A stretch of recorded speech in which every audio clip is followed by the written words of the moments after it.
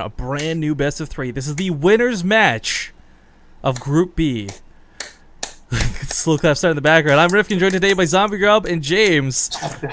I'm totally doing this on purpose. But okay. Cue the slow clap.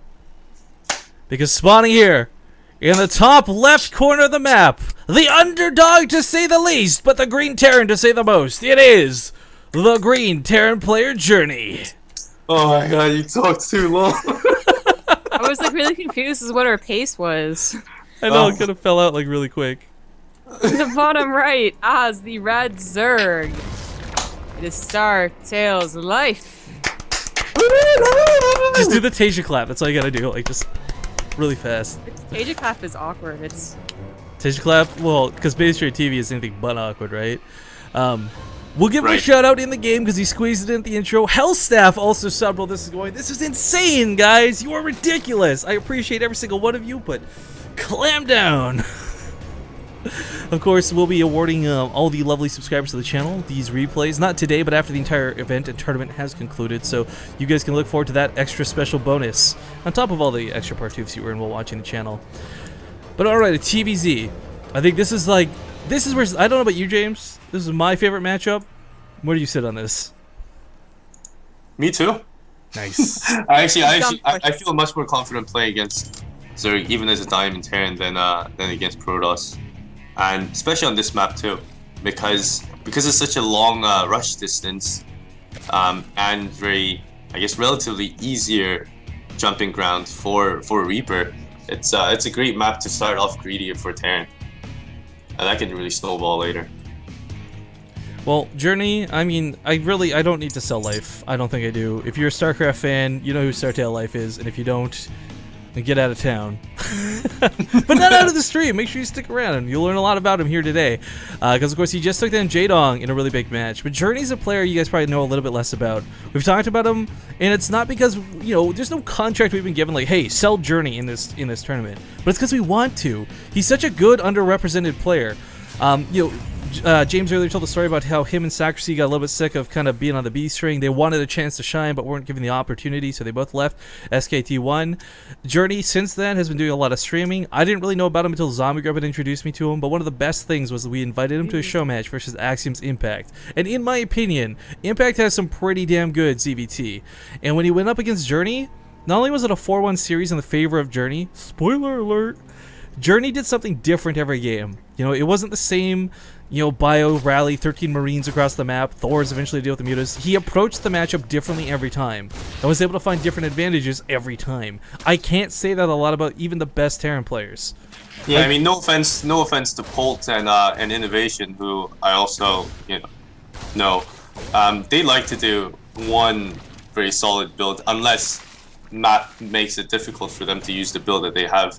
You know, with Polt, it's always the late engineering base, just drag out the game until he gets 3-3, and it's always just Marine Marauders and. Well, did I say mine? Well, I'm glad you brought that up because I was about to reference Polt too. You know, he plays the game so well, but he does it through one style. So, I was talking to Polt, and he was telling me like what a good idea is in a best of 3 strategy. And he was like, always have more than one build. And I was like, oh, okay, well, what about you? You do like the same build every time. And he looks at me and he just goes, stop, let me finish the story, you hobo.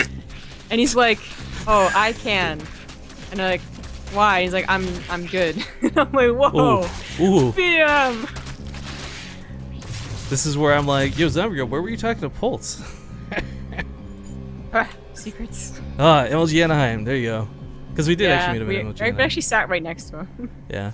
Okay, so there's a third base on the way here for life. Did Journey scout that, though? I mean, it's pretty much to be assumed. But looks like Journey's actually being... Ooh. He's going with the Hellbat opening for this. Oh, yeah. Yeah, and he has the Marines out, all ready to catch the Overlords. Yeah, I mean, okay, so this is a build that... It was so strong and so flavor of the week. Even the top Zerg players are falling to it. But since then, it's kind of fallen out of favor. It's become less and less common. Damn, that's like an echo and everything. Yeah. First blood. But, oh, I like the double medevacs being paired with this even more. Hellbats are incredibly strong and durable. You give them a medevac this early, ooh, they're going to be even harder to kill. Yeah, obviously it's the variation without Marauders, but there's also a variation with Marauders. It's pretty darn powerful, though. He's going to be primarily dropping. I don't think he's going to be looking for a head-on fight unless he sees an opportunity to do so. But Life, either through still that paranoia Roach Warren, or maybe he's trying to do something with the Roach Warren, he's going to have the ability to get roaches, and that's really going to help. Yeah, I mean, there's a flood of Lings coming out, and maybe he gets some Banelings, right? But there's no Banelingness coming down, so Lings alone aren't really going to cut it versus Hellbats. Oh, not revealing them yet. Just trying to do as much damage as he can to the queens. The Overlord, no idea this is happening. Yeah, he gets the transfuse out of it. There we go. There it is. Some Marines even coming across. What are you doing? Every bit of DPS, man. Queens are going to try and hold, guys, but the thing about Hellbats that's so hard to consider is even with that splash damage, they hit so hard. With 18 damage a shot, and they hit splashes, they actually hit harder than Roaches do. Oh, you could actually take the sun right now. I don't know why he's turning around. Yeah, just kill the queens. Oh, because he's getting attacked on the other side of the map! Lings run by everything. Of course, it's Startail Life. No wonder there's Lings over here. But Journey picks up the SCVs and the Medivacs. He gets them out alive. He lifts, and he's still dealing some damage. Life is struggling to deal with this. I had forgotten. Life was chipping away at these rocks all day. I kind of ignored it because they weren't going down, but he cleans up a good chunk of the roaches. The queens are starting to go down. That one Marine in the back finally falls, but I'd say Journey certainly got his money's worth out of this attack. Back at home, he's got to repair that depot, though. He's not repairing that depot, and these Lings are about to break through. Oh, no. Oh, there they come. He should have enough Hellions to deal with it, but, I mean, it was so... You don't know if there's a much more Lings coming across here, or Banelings, God forbid, more thing. So trying to turn this into Hellbat drops. Of course, the Hellbats he has right now are kind of low, and the Medivacs are too low to heal them up.